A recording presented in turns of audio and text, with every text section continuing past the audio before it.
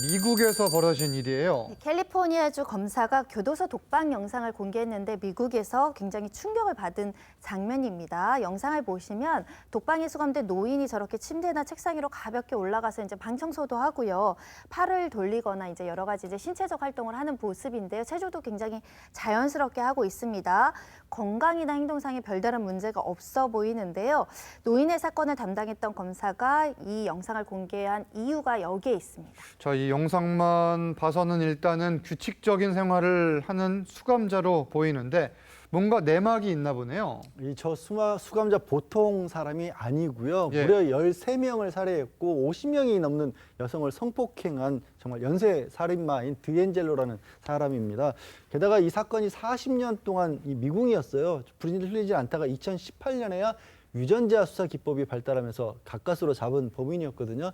근데 지금 사형 제도가 아직 유지되고 있는 곳들이 있기 때문에 미국에서는 예. 사형이 아니라 가석방이 없는 종신형을 받아들이는 조건으로 이 검찰 측과 플리 바게닝, 우리는 이제 그게 없지만 미국 같은 경우는 양형도 합의를 할 수가 있지 않습니까? 그렇죠. 그렇게 합의를 해서 종신형을 받기로 한 건데 문제는 이 사람이 저렇게 독방에서는 저렇게 멀쩡한 모습을 보이는데 이 휠체어를 타고 재판정에 나올 때는 휠체어 타고 나와서 걷지도 못하는 그런 아주 나이 들어서 힘들어하는 모습을 아하. 보이면서 이런 얘기를 했답니다.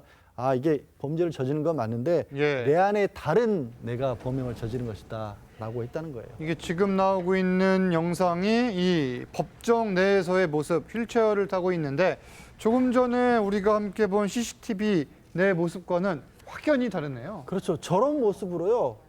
법정에서는 2년 동안 저렇게 걷지도 못하는 모습을 보여줬다는 겁니다. 2년 동안 재판을 받으면서 그런데 독방에만 예. 가면 조금 전에 보신 것처럼 멀쩡한 모습으로 돌변을 했던 겁니다. 그래서 이 영상을 공개한 검사는 소시오패스를 목격했다라고 하면서 사실상 이 40년 전에 그 끔찍한 범죄를 저질렀을 때와 전혀 달라지지 않은 사람인데 노인인 척하고 있는 것이 그의 실체라고 바붙였습니다. 아니 이게 지금 뭐 일상생활을 하는데 문제가 없어 보이는데 이런 이중적인 행동 어떻게 분석하세요? 그게 그 연쇄 살인범의 그 공통적인 그 특성입니다. 예. 바꿔 얘기하면 외관상은 평온해 보이지만 자신의 이른바 타인에 대한 죽음을 계속할 수밖에 없는 이중적 행보가 있었기 때문에 그 많은 사람을 살생한 것이고요. 더구나 이번 사례에서도 피해자에게 진심으로 이제 사과를 한다. 자신의 생명 그만큼 중요한 거죠. 왜냐하면 종신형을 받기 위해서 이와 같은 그 유사한 사례가 30여 명을 살해했던 테디 번디라고 하는 연쇄 살인범에게 과거에 나타났었는데요. 예. 즉 바꿔 얘기하면 자신의 삶을 연장시키기 위해서 기자회견을 자처합니다.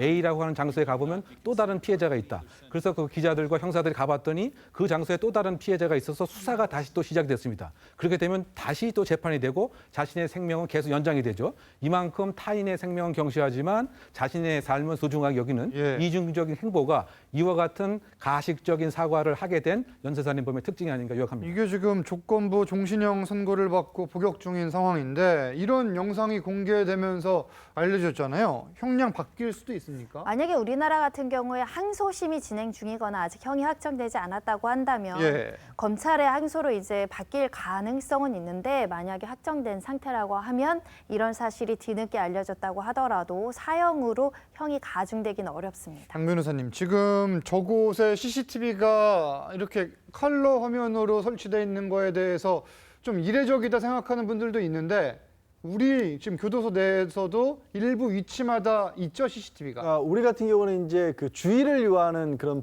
수감자들이 있습니다. 극단적인 예. 뭐 선택을 한다든가 자신의 몸에 자해를 할 가능성이 있다든가 아니면 몸이 굉장히 위중한 사람의 경우에 한해서 24시간 따로 이 감시라기보다 이제 관찰을 하도록 하고 있거든요. 그건 이제 예. 법적으로 허가가 된 부분이고 아마 뭐 저도 미국 법을 정확히 적어서 각 주마다 다르기 때문에 알 수는 그렇죠. 없습니다만 저 사람이 2년 동안 재판받으면서는 몸이 굉장히 불편한 사람인 걸로 행동을 했잖아요. 나이도 있기 때문에 교도소 입장에서는 혹시 무슨 일이 있을지 모른다는 그럴 수 생각에 또 있겠네요. 카메라를 설치할 수도 있는데 막상 보니까 너무 멀쩡했던 거죠. 완전히 다른 상황이었다. 이런 지금 내용입니다.